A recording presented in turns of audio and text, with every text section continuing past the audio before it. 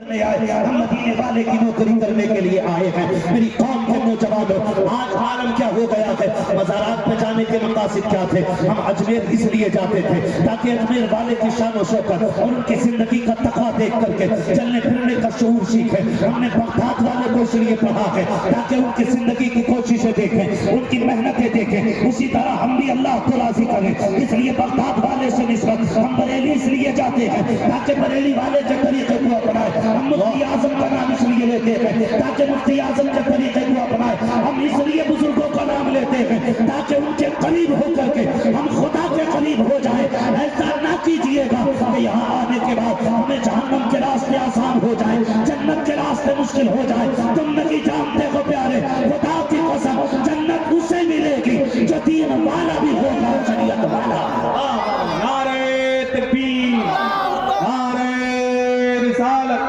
مسلک اعلیٰ حضرت فیضان اولیاء کرام حضرت علامہ مفتی حماد رضا مراد آبادی۔ مجھے ایک بات بتائیں، کوئی کچھ بھی کہے، میں کہتا ہوں خدا کی قسم جو عزت بیٹی کو اسلام نے دی ہے نا وہ کسی نے نہیں دی، وہ کسی نے نہیں دی ہے۔ جو بیٹی کو عزت اسلام دے چکا ہے نہ کسی نے دی ہے اور نہ کوئی دے سکتا ہے۔ ابھی آپ نے حضرت کی زبان میں سنی کتنی عزت دی اسلام نے۔ خدا کی قسم یہ بیٹی بن کے آئی ماں باپ کے لیے جنت، بہن بن کے آئی بھائی کے لیے جنت، بیوی بن کے آئی شوہر کے لیے جنت، ماں بن کے آئی اولاد کے لیے جنت۔ اتنی عزت اسلام نے دی، اتنی عزت۔ اور یہ بات گھر تک پہنچانے میں اکثر میں دیکھ رہا ہوں وہ لوگ جو بیچارے بزنس میں ہوں گے، سروس میں ہوں گے، مزدوری کرتے ہوں گے، میں تمہیں بتا دوں، ذرا سوچیں، خود ذرا دل پہ ہاتھ رکھ کے بتائیں، تمہارے گاؤں میں مسجدیں ہیں؟ سارے بولے ہیں نا مسجدیں؟ تو جاتے وہی بولیں۔ تو ہاتھ کتنی اٹھ رہے ہیں؟ اچھا جو جمعے کو بھی جاتے ہیں وہ بھی ہاتھ اٹھا کے بولے مسجدیں ہیں گاؤں میں؟ اچھا جنہوں نے مینار دیکھے ہیں وہ ہاتھ اٹھا کے بنائیں گاؤں میں مسجد ہے؟ سارے اٹھائے اگر ہے تو پھر نمبر بیٹھے رہے ہیں نا مسجد گاؤں میں۔ اچھا تو عورتیں جاتی ہیں نماز پڑھنے؟ زور سے ہے، جاتی ہے نماز پڑھنے؟ نہیں جاتی ہے نا۔ اچھا جمعہ پڑھنے؟ جمعہ پڑھنے بھی نہیں جاتی ہے؟ ارے عید پڑھنے؟ عید پڑھنے بھی نہیں جاتی ہے؟ صحیح کہہ رہے ہو آپ؟ ارے بولو یار، جی پکی بات ہے، دیکھا ہے تم نے؟ جی ڈر کیوں رہے ہو یار؟ جی ہاں نہیں جاتی نا عید میں بھی؟ کیوں نہیں جاتی ہے؟ کیوں نہیں جاتی ہے؟ اللہ سلامت رکھے، میرا ایک نوجوان بھائی بول رہا ہے اس لیے نہیں جاتی ہے کیونکہ اجازت نہیں ہے۔ سارے بولے اجازت نہیں ہے نا؟ اس لیے نہیں جاتی ہے کیونکہ اجازت نہیں ہے۔ بولے سارے پیچھے والے کیوں نہیں بول رہے بھائی؟ دال میں کالا کہ دال ہی کالی ہے؟ کیوں نہیں جاتی مسجدوں میں؟ کیونکہ اجازت نہیں۔ اور اجازت کیوں نہیں؟ کیونکہ فتنے کا ہو، فتنے کا ہو۔ لوگ کہتے ہیں کہ پردہ تو دل کا ہوتا ہے، چہرے کا کیا پردہ؟ دل کا پردہ ہوتا ہے۔ جو اپنے آپ کو بڑا بکراتی سمجھتے ہیں اور کہتے ہیں پردہ دل کا ہوتا ہے، ان اندھیروں کو یہ نہیں پتا ہے ہر آگ نظر سے لگتی ہے، ہر آگ نظر سے لگتی ہے۔ بھائی اگر آپ نے آگ کو دیکھا تو آنکھ نے دیکھا، دل نے کہا گرم ہے، دماغ نے کہا قریب نہ جانا، جل جاؤ۔ آپ نے اپنے آپ کو رو کے رکھا کیونکہ آنکھ سے آپ نے دیکھا، گڈھا آپ نے دیکھا، آنکھ نے کہہ دیا گڈھا ہے۔ اگر کسی کو دکھتا نہیں اور وہ چلے اور گر جائے تو کیا کہیں گے؟ آنکھ نہیں تھی اس لیے، زور سے اس لیے گر گیا، آنکھ نہیں تھی اس لیے گر گیا۔ آنکھ والا اگر گر جائے لوگ کہتے ہیں عجیب بندہ ہے یار، آتے ہو کے کئی بار کہتے ہیں دکھتا نہیں ہے تجھے، دکھتا نہیں ہے، کیسے چل رہا؟ دیکھ کے چل۔ مطلب دیکھنے والا دیکھتے ہوئے غلط ہو جائے تو لوگ کہتے ہیں تجھے دکھتا نہیں۔ اگر اندھا گر جائے دنیا کہتی ہے کہ بیچارہ اندھا ہے اسے نظر نہیں آتا، تو سب سے پہلا کام تو نظر کا ہوتا ہے۔ لوگ کہتے پردہ آنکھوں پر، پردہ دل کا ہوتا ہے۔ آنکھوں سے کیا پردہ کرنا ہے؟ جس کا دل اچھا اس کا سب کچھ اچھا۔ اسلام نے احتیاط کے کتنے بڑے پہرے بٹھائے ہیں۔ بے شک سب سے اچھی جگہ مسجد ہے، سب سے بڑی عبادت نماز ہے، لیکن اسلام نے بیٹیوں کو مسجد میں جانے سے روک دیا تاکہ کسی کے جسم سے جسم نہ ٹکرا جائے، ہاتھ سے ہاتھ نہ لگے۔ اگر ہاتھ سے ہاتھ لگ جائے گا تو فتنہ پیدا ہو سکتا ہے۔ اب مجھے بتاؤ تو صحیح، جو بکرا کی جھاڑنے کے بعد مزاروں پہ میلوں پہ عورتیں بچیوں کو لے کے جاتے ہو، گارنٹی ہے میری، کسی بھی کتاب کو لے کر کے آؤ، 1400 سال پرانی تاریخ اٹھا لو، خدا کی قسم کوئی کتاب اجازت نہیں دے گی جو اسلام بیٹی کو مسجد میں جانے کی اجازت نہیں دیتا، وہ کسی میلے کسی مزار کی اجازت کیسے دے سکتا؟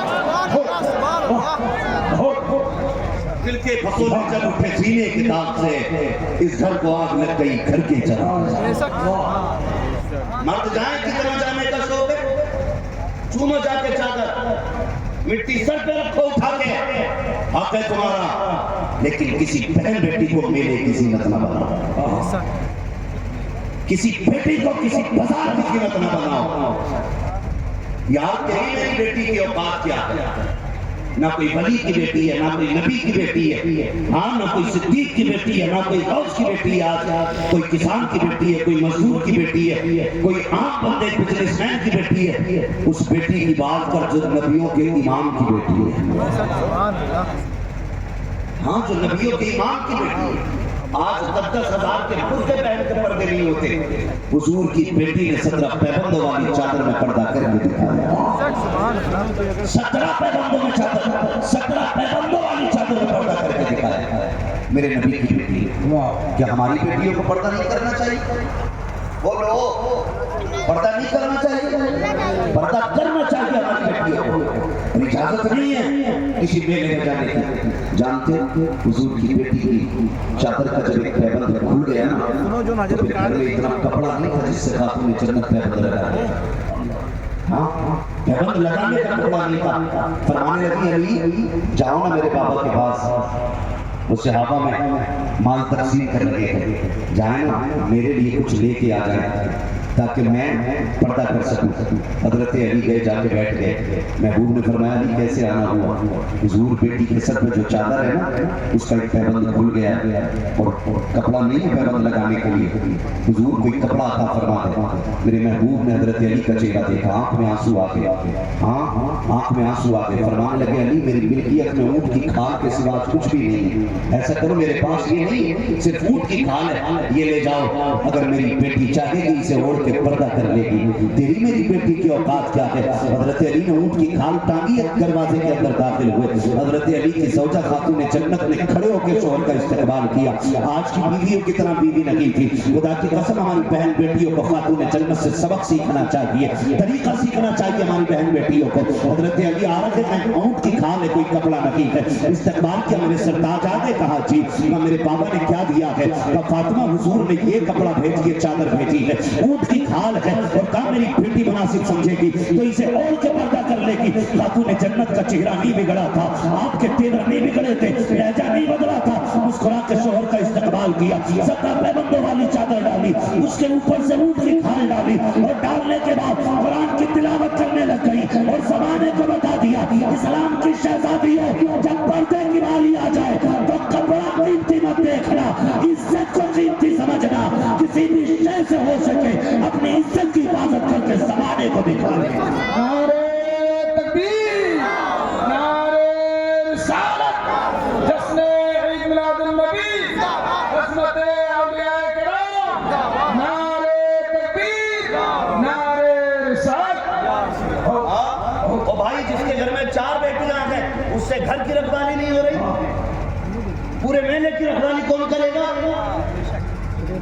مجھے بتایا جائے۔ جس گھر کے اندر 3 بیٹیاں ہیں ان 3 بیٹیوں کی حفاظت مشکل ہوتی ہے باپ کو، جہاں 3000 عورتیں آ جائیں وہاں حفاظت ہو سکے گی؟ بیٹیاں بھی ہماری ہیں اور تاڑنے والے بھی ہیں۔ دل کے پھپھور میں جل اٹھے سینے کے داغ سے، اس گھر کو آگ لگ گئی گھر کے چراغ۔ اگر ہم اپنی بیٹیوں کو روکتے تو رکتی نہیں، بولے ہم اگر ہر بندہ اپنے گھر کی حفاظت کی ذمہ داری لے، خدا کی قسم کسی گاؤں میں کوئی بے پردہ عورت نظر نہیں آتی. لیکن ہم غلطی کیا کرتے؟ ہم اپنے گھر کو تو چھوڑ دیتے، پر آئے گھر کو تاکے رہتے. دیکھا مکھیا کی لڑکی گئی ہے بھی نکل کے، اپنی 3 بار مکھیا کی ایک ہضم نہیں ہوئی. کوئی ہو تو برا نہ ماننا، یہ صرف مثال کے طور پہ نام لیے جاتے ہیں. ہاں تو دوسروں پہ آپ نظر رکھتے ہو، اپنوں پہ آپ نظر رکھتے ہو، اپنے گھر والوں کو سمجھاؤ. اور یہ پردہ 10 فٹ کا کپڑا نہیں ہوتا ہے، یہ 5 میٹر کا برقع کا پردہ نہیں ہے.